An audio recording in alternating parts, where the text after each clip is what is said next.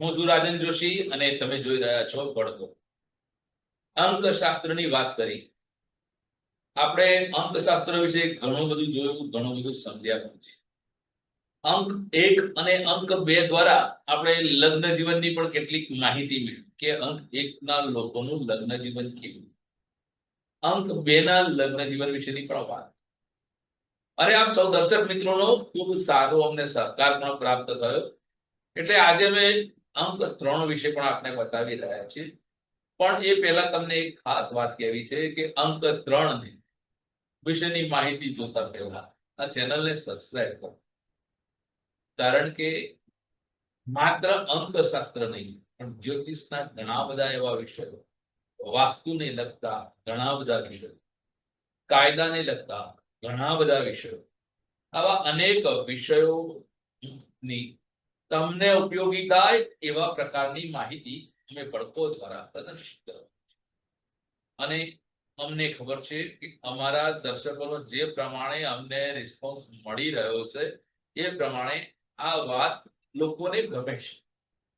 એટલે આજે અમે અંકશાસ્ત્ર મુજબ અંક નંબર 3 ની વાત કરવાના છીએ કે જેમની જન્મ તારીખો સંપૂર્ણ અંક 3, 12, 21 કે 30 એવા લોકો જે 3 એના કારણે જેમની જન્મ તારીખ 3, 12, 21 કે 30 હોય અને એનો અંક 3 આવતો હોય એવા લોકોના લગ્ન જીવન વિશે વાત. તો ચેનલને સબસ્ક્રાઇબ જરૂરથી કરજો. કારણ કે આ તમને નહીં તો બીજા કોઈને પણ કામ અવશ્ય. ઘણીવાર અમારી પાસે પ્રશ્નો લોકો અમને કોમેન્ટમાં પૂછતા હોય છે, તો અમે એટલું જરૂરથી કહીશું કે તમારા નજીકના ઓળખીતા અને જાણકાર જ્યોતિષ હોય એમને આ બાબતે વિશેષ ચર્ચા કરી શકો છો. કારણ કે આ એક માધ્યમ છે, માધ્યમ દ્વારા પૂરેપૂરી માહિતી, સંપૂર્ણ માહિતી આપવી અશક્ય હોય છે. કારણ કે એના માટે ઘણા સમયની જરૂર છે. પણ ટૂંકમાં અમે તમને એવી માહિતી આપવાનો પ્રયત્ન કરીએ છીએ કે જે તમને ઉપયોગી થાય અને જેના કારણે તમને જાણકારી મળે. તો આજે વાત કરીએ છીએ અંક 3 ની. અંક 3 ના લોકોનું લગ્ન જીવન વિશેની વાત કરવી છે. તો અંક 3 નો મુખ્ય ગ્રહ ગુરુ એટલે કે બૃહસ્પતિ છે. આવા લોકો જે અંક 3 વાળા છે એ શિક્ષણ પ્રિય અને વિચારશીલ લોકો હોય છે. તેઓ પોતાના જીવનસાથી પાસેથી પણ બુદ્ધિપૂર્ણ વાતચીત અને આધ્યાત્મિક જોડાણની અપેક્ષા કરતા હોય છે.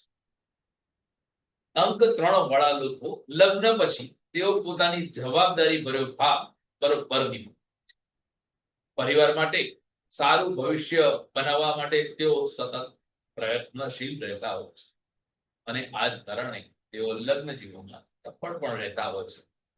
તો અંક 3 વાળા જે વ્યક્તિઓ છે એ ગુરુ ગ્રહના કારણે ક્યારેય લોકો પાસે ઘણો આદર અને પોતાનું જ કેવું સાચું છે એવું માનતા હોય ત્યારે તણાવ ઉભો થતો હોય છે અને આંતરિક કલહ પણ થઈ શકતો હોય છે.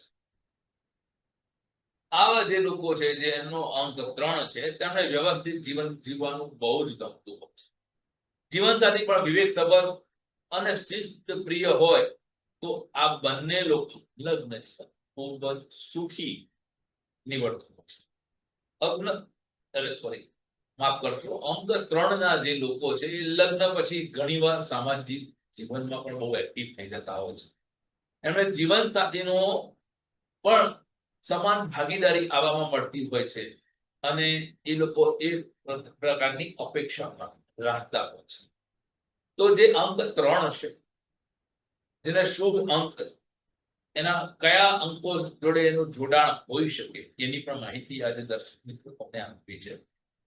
તો જેમનો અંક 1 એટલે કે જેમનો ગ્રહ છે સૂર્ય, જેમનો અંક 5 એટલે કે એમનો અંક છે 6 શુક્ર, 9 મંગળ, આ અંકના લોકો સાથે અંક 3 વાળાનું લગ્ન જીવન સંતુલિત અને સમૃદ્ધ છે.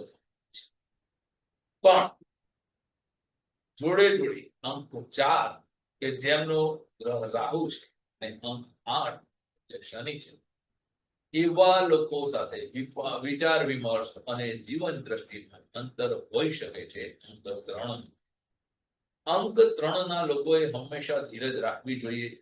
વધુ ઉપદેશ આપવાની જે ટેવ હોય છે અને એના કારણે જે તણાવ ઉભો થતો હોય છે એનાથી એમને દૂર રહેવું જોઈએ.